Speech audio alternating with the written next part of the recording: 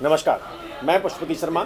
आप देख रहे हैं इंडिया न्यूज़ का डिजिटल प्लेटफॉर्म। आज अंतर्राष्ट्रीय लोकतंत्र दिवस का उत्सव भी मनाया जा रहा है, लेकिन इस लोकतंत्र के उत्सव के बीच चौथा सवाल, चौथा पिलर, मीडिया आखिर कहाँ लैग कर रहा है, क्यों अब एक लिस्ट आ रही है। इस पर हमने कल भी बात की थी।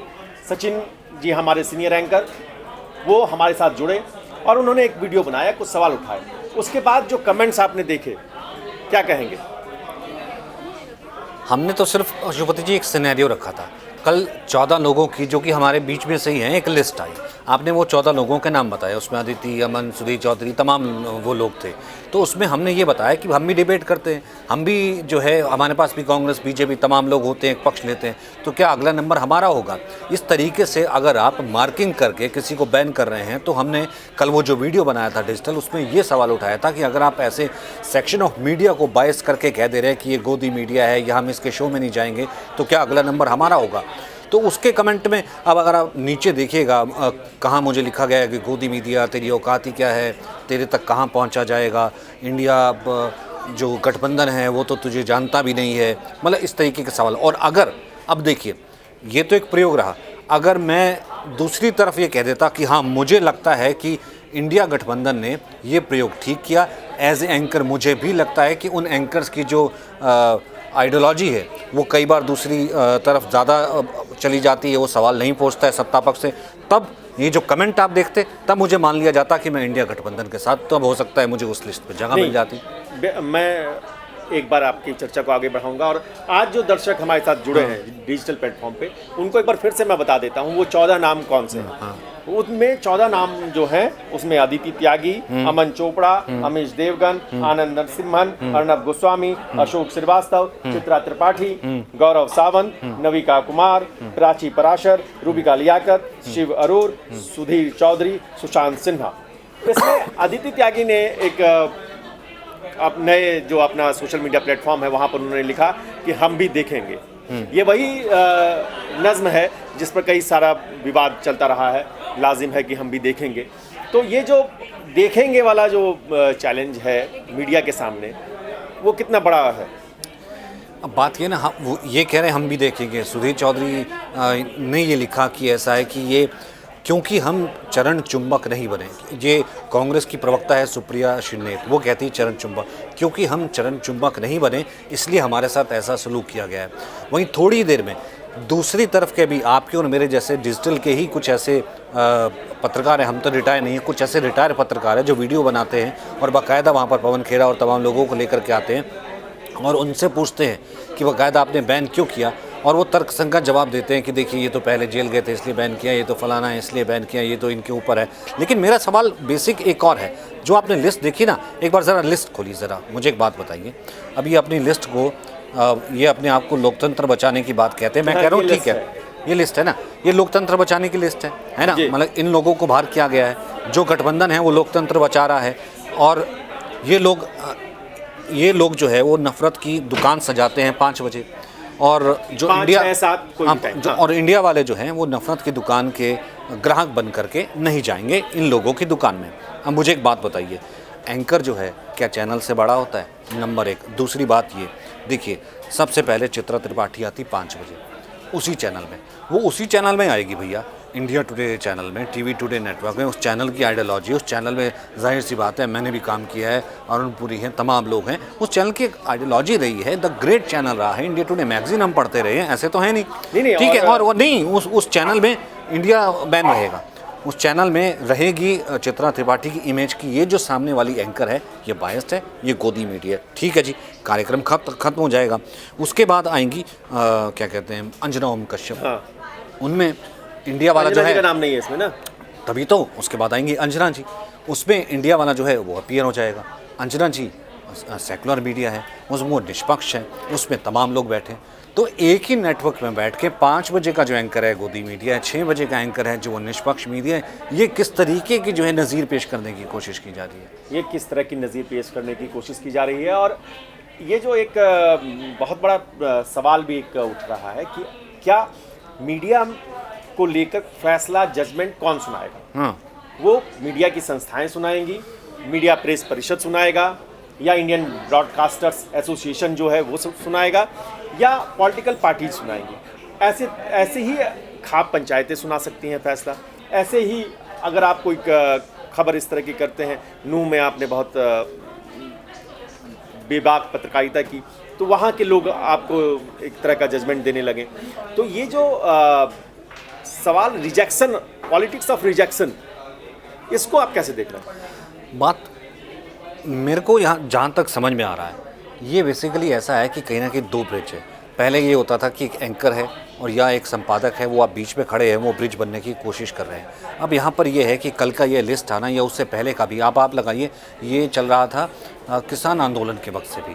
किसान आंदोलन के वक्त से भी एक तरफ तो किसान आंदोलन के वक्त वो किसान जो बिल थे उसका वो मसौदा कि जो मंडियाँ और तमाम चीज़ें किसानों के हक़ में, दूसरी तरफ किसानों का वो बैठना, एक तरफ वो मीडिया तमाम लोग वो जा रहे थे जो हम तो किसानों की आवाज़ उठा रहे हैं और तमाम चीज़ें हैं, वो लोग हैं। दूसरी तरफ ये लोग जो कह रहे थे कि नहीं भैया, ये जो रूल्स है वो जो है किसानों के लिए ठीक है। तो वहीं से ही ये डिवाइड पशुपति शुरू हो गया था, और वहाँ से डिवाइड यहाँ से शुरू हुआ कि भैया ऐसा है कि आप कहाँ से सवाल उठा रहे थे, आपने उनके लिए सवाल उठाए तो ऐसा कि आप उनके हो गए, आप यहाँ से सवाल उठा रहे थे आप हमारे हो गए। सचिन अरोड़ा जी एक वरिष्ठ पत्रकार हैं, करीब 2 दशकों का उनका अनुभव है।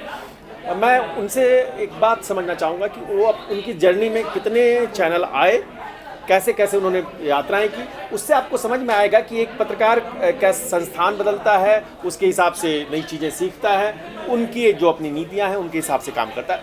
एक ब्रीफ में आपकी जर्नी। नहीं, जाहिर सी बात है, शुरुआत जो हमने की, नेशनल की बात करता हूँ तो वो शुरुआत सहारा से की। सहारा उस वक्त जो है बहुत प्रोमिनेंट, मैं साल 2001 की बात कर रहा हूँ, प्रोमिनेंट न्यूज़पेपर भी आया करता था उनका। सहारा समय न्यूज़पेपर अपना अखबार के साथ टीवी भी लॉन्च हो रहा था।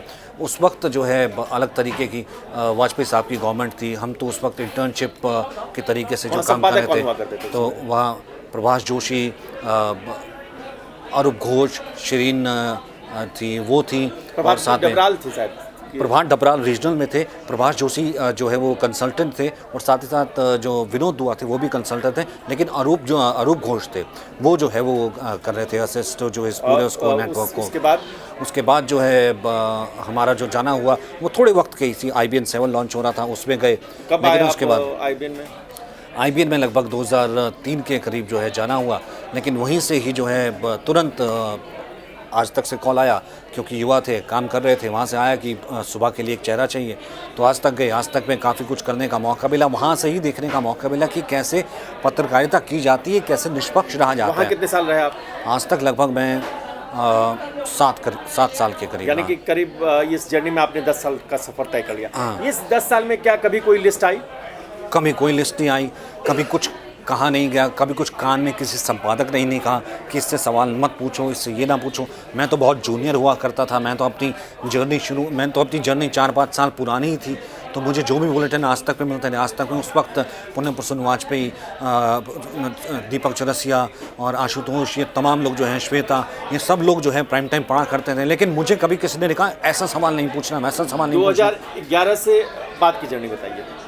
इंडिया टीवी में रहे। इंडिया टीवी गए, 3 साल गए, वहाँ भी काम किया, निष्पक्ष काम किया। फील्ड में गए, सबसे सवाल पूछे और कहा गया कि जितना पूछना है पूछो, और जितना पूछना था बीजेपी से भी उतना पूछे, क्योंकि 2014 से पहले का चुनाव था, और वो चुनाव कहा जा रहा था कि कुछ भी हो जाए मोदी नहीं आ सकता।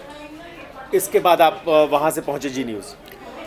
2015 में जी न्यूज़ पहुँचे, और जी न्यूज़ के बाद आप अब इंडिया न्यूज़ में क्योंकि लगभग 6.5-7 साल जी रहने के बाद अब इंडिया न्यूज़ ये सेकंड 10 साल में आपने ये लिस्ट पहली देखी है या इससे पहले भी कोई लिस्ट देखी है? आज तक लिस्ट नहीं आई है, लेकिन हाँ 2014 के बाद पशुपति जी एक चीज़ ज़रूर आई है जो कि आप कहेंगे, आप भी इस बात को मानेंगे कि चाहे वो एंकर हो, चाहे वो रिपोर्टर हो, चाहे वो संपादक हो, चाहे वो किसी प्रोड्यूसर की लिखने की कलम हो, उसमें थोड़ी सी निर्भीकता तो आई है, यानी कि खुलने की क्षमता तो आई है। आज एक 14 के बाद का जो राष्ट्रवाद है उसकी बात तो आई है। वो बात चाहे हमारी डिबेट्स में आई हो, चाहे किसी चीज़ में आई हो, चाहे लिखने में आई हो, उस चीज़ को लेकर के जब वो बात इतनी ज़्यादा बढ़ गई कि वो नहीं ये मैं समझना चाह रहा हूँ। एक और आखिरी सवाल आपसे करूँगा क्योंकि आप आगे की तैयारी में भी जाएंगे। मैं ये समझना चाह रहा हूँ कि एक जो पत्रकार के ऊपर जो लेबल लग रहा है, वो लेबल लगना सही है गलत है, इस पर विचार कौन करेगा? पत्रकारिता के लोग विचार करेंगे या राजनेता बताएंगे कि नहीं आपको ऐसे करना है? कौन करेगा ये तय? लेबलिंग कौन लगाएगा और लेबल हटाने का काम कौन करेगा? लेबल तो खुद राजनेताओं पर पहले लग गया ना। मतलब लेबल हम पे इससे पहले के लगता, लेबल तो खुद राजनेताओं पर पहले लग गया।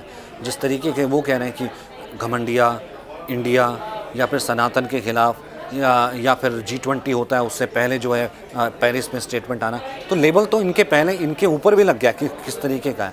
तो उसी तरीके से इन्होंने पिक एंड चूज़ अपने कंफर्ट से एंकर को किया। ये तो होना ही था क्योंकि आप पहले देखते थे, इससे पहले बिना लिस्ट आए ये बाइकआउट कर रहे थे। बिना लिस्ट आए ये कहते थे कि हम इसके साथ नहीं बैठेंगे, इस डिबेट में इस टॉपिक के साथ नहीं बैठेंगे। अब ओपन कर दिया, स्थानीयकरण किया गया। हाँ, अब अपना ये बता दिया गया कि अब ऐसा है कि अब हम खुले में खेलेंगे। अब आपको हमारे को भी बैन करना है तो भी बैन कर दीजिए। अब हो सकता है जैसे आप कल कह रहे थे, अब बीजेपी की तरफ से तो कोई लिस्ट नहीं आएगी जहाँ उनकी तरफ से कोई बैन कर दिया जाएगा क्या? मैं ये शुरुआत हो रहा है। हाँ, का डर लग रहा है आपको? हाँ, आपको किस लिस्ट में जाने का डर लग रहा है?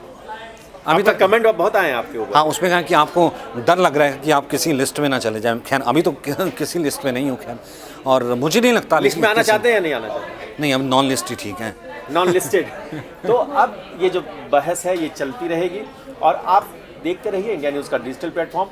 हम ये समझने की कोशिश करेंगे कि आखिर चल क्या रहा है, आखिर लिस्ट कौन बना रहा है, क्यों बना रहा है और लिस्ट बनाने के पीछे की मंशा क्या है, और इस पर पत्रकारिता जगत के लोग क्या सोच रहे हैं। राजनेता तो अपनी राजनीति कर रहे हैं, लेकिन पत्रकारिता जगत के अंदर की कोई राजनीति अगर चल रही है तो उस पर भी बात करेंगे। फिर मिलेंगे, देखते रहिए इंडिया न्यूज़ का digital platform. Thank you sir.